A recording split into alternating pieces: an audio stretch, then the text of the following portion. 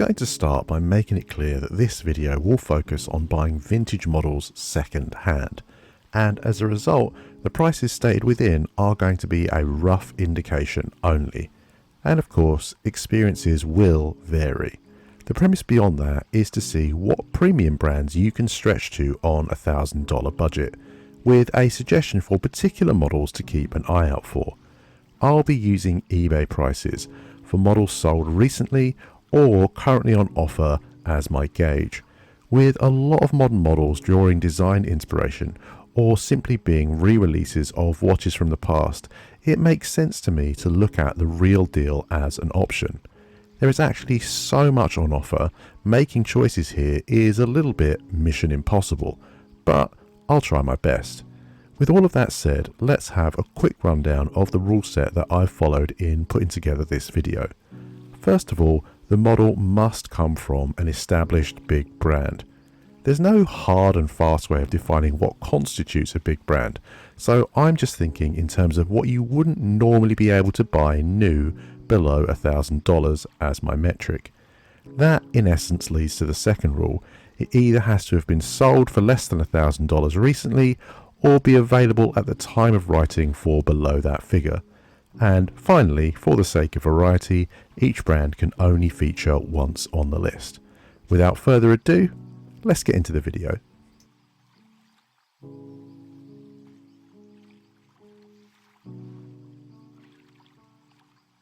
This isn't going to be a model for everyone.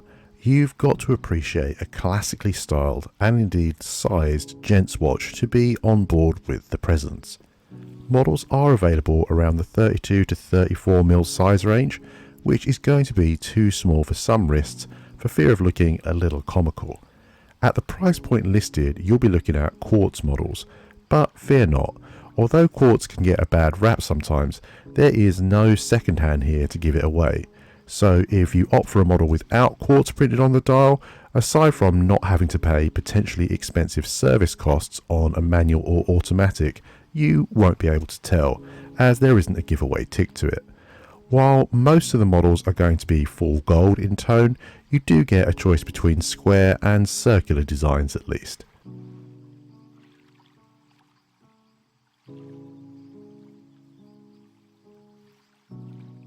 The Stag is something I've had my eye on for a while now. It's a little awkward as I can't actually read the name Stag without doing a little James May impression in my mind, but I love the design nonetheless.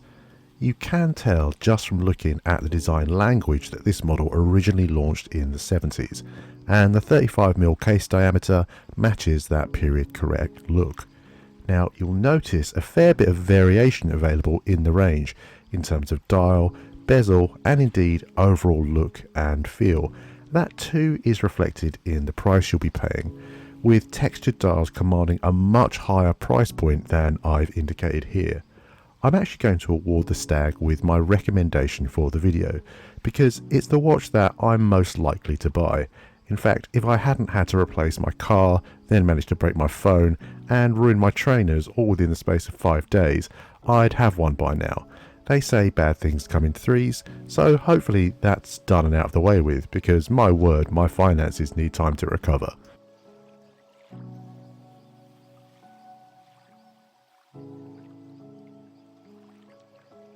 The original Formula 1 range is something that I've spent quite a long time looking into over the past year after making a video regarding Kith Heuer.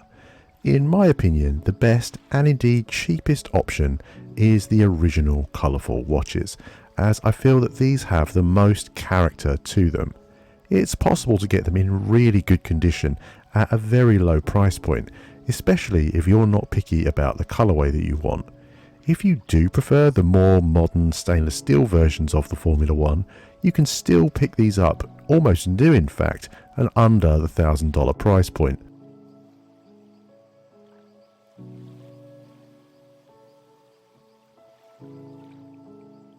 Credor are a brand that I've mentioned in this regard a few times before.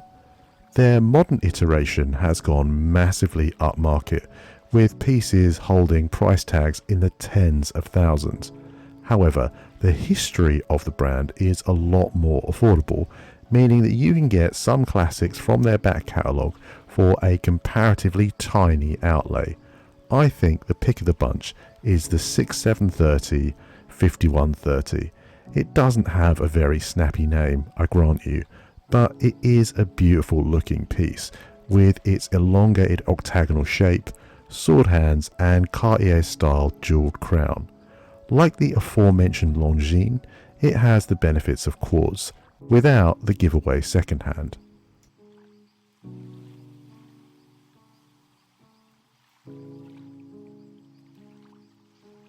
There is a pretty big gap between Breitling's modern design aesthetic and the Cadette. It's true, and frankly that is because this is an old watch. The Cadette first launched in 1946 with an aim of being a more affordable option from the brand that younger men returning from the war could actually afford.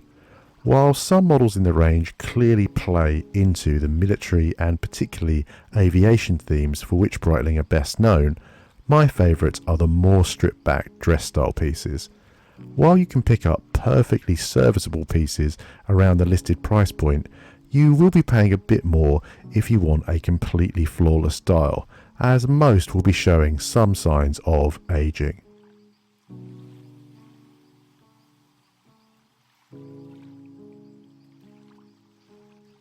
What you're seeing now is footage of the watch that started it all for me on my watch collecting journey. I was inspired by memories of my father wearing his father's watch every day and hope to have a similar experience with my daughter and eventually be able to pass it on to her. While that still might happen, I feel like actually she's going to end up being given a lot more than just one watch at this point. My advice here would be to look for a classic older piece from the 60s or 70s that has been recently serviced. You'll find hundreds of listings from Japan. Just be aware of potential shipping and import tax fees if you opt for one of those, dependent of course on where you live.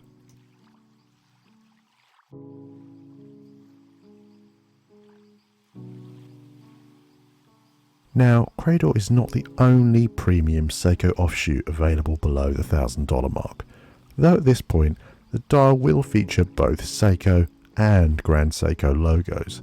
There are actually quite a few different models available for less than $1,000, but I've picked out the sportier SBG F003 as the list was beginning to lurch quite heavily towards tasteful dress pieces, and I think it's important that you know there is far more variety than that available. This model originally released back in 1995 and houses the 8J56 movement. It's a quartz, but an extremely accurate one, rated to 10 seconds of deviation across an entire year and thermocompensated to help maintain that level of accuracy.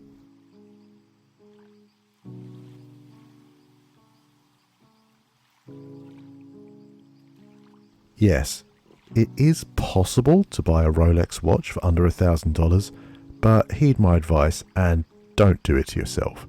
You'll be getting something from the 20s, probably with Rolco on the dial and in really bad shape.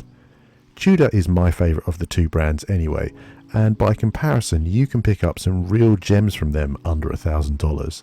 The Royal with a honeycomb dial is a particular favourite of mine and is essentially the forerunner to the modern 1926 range. Having said that, if you hunt around you can also get Oyster date models under the stated budget in pretty good condition.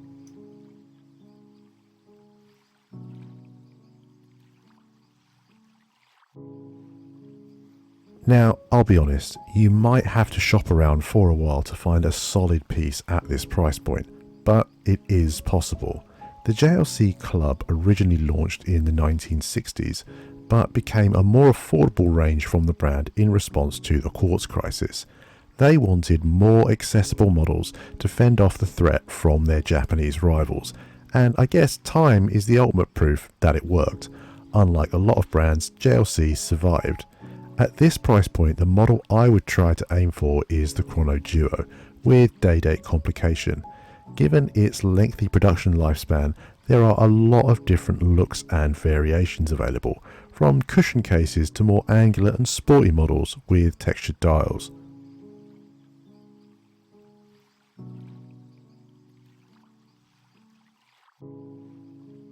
Now, there are tanks listed for considerably less than what I've mentioned here.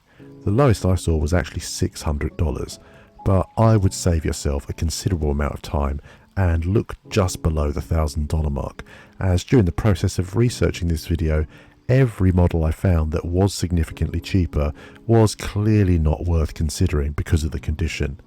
At this price point, the dial will most likely feature the Muster Cartier branding, which was introduced in 1973 as a more accessible entry point into the brand. If the tank is too small for you, the Ronde is also available at this price point in a 40mm size. So there we have it, 10 big brand watches you can buy today on a budget. Making a video like this is in essence like opening Pandora's box. There are so many brands and so many past models that it's frankly quite daunting. I'm saying that because I'm entirely sure there is no way to ever reach agreement on what should feature on a list like this, and to add that I'm keen to hear your other suggestions for models that could have featured in the comments section below. As ever, thank you for your time. If you've enjoyed what you've seen or found it informative, consider dropping the video a like and subscribing for more content like this in future.